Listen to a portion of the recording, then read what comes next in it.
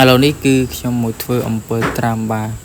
អំពិលត្រាំនេះដែរគឺយើងត្រាំជាលើកទី2ហើយបាទជាងមុននឹងបានអំពិលល្អបែបនេះគឺយើងធ្វើការស្រោះអំពិលសិនបាទទី1យើងត្រូវដាំទឹកឲ្យពុះបាទពេលដាំទឹកពុះហើយយើងយកអំពិលរបស់យើងនឹងមកត្រាំប៉ុន្តែភ្លើងខ្ញុំវាអត់សូវពុះអ្នកគ្នាបាទសារវាខ្យល់ដែរអញ្ចឹងយើង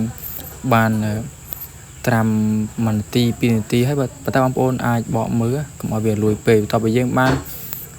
ត្រាំទឹកក្តៅហើយយើងមកដាក់ទឹកត្រជាក់បាទដើម្បីយើងបកនឹងងាយស្រួលបាទនេះគឺជាអំពិលដែលខ្ញុំបានបកហើយគឺល្អមែនទែនបាទឥឡូវនេះគឺយើងចាប់ផ្ដើមលីទឹកកបោហើយយើងលីទឹកកបោដើម្បីយើងត្រាំជាមួយនឹងអំពិលរបស់យើងហើយអំពិលនេះគឺស្រស់បានមកថាបាទអញ្ចឹងយើងចាប់ផ្ដើមយកអំពិលហ្នឹងយកទៅបកបាទអញ្ចឹងយើងបានត្រាំទឹកត្រជាក់ហើយដើម្បីឲ្យវាស្រួលក្នុងការបកនេះចេកបាទយើងបកទុក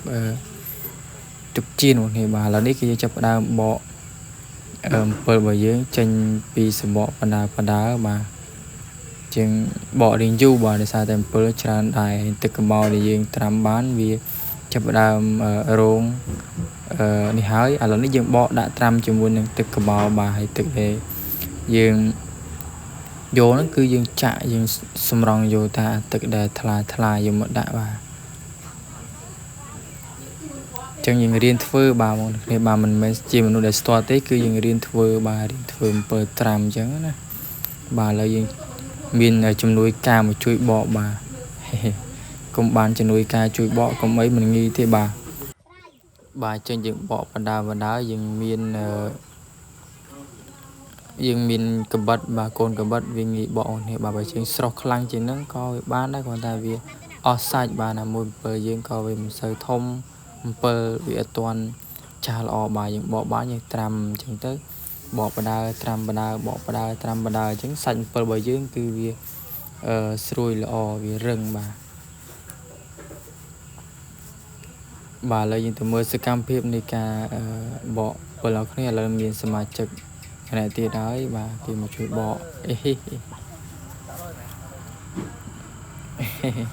ចឹងយើងមានសមាជិកមួយទៀតជួយបកបាទបកពី3នាក់នេះឆាប់ហើយបងប្អូនគ្នាបាទអំពើច្រើនដែរបាទអំពើចង់កន្លះការុងដាក់ស្រូវអាបេខ្ញុំដាក់នៅខាងមុខខ្ញុំនឹងឯងបងប្អូនគ្នាបាទឥឡូវនេះគឺយើងចាប់ផ្ដើមបកបដើបាទយើងបករហូតដល់អស់អំពើរបស់យើងបងប្អូនគ្នាបាទចឹងយើងទៅមើលសកម្មភាពនៃការបកទាំងអស់គ្នាបាទបងសើត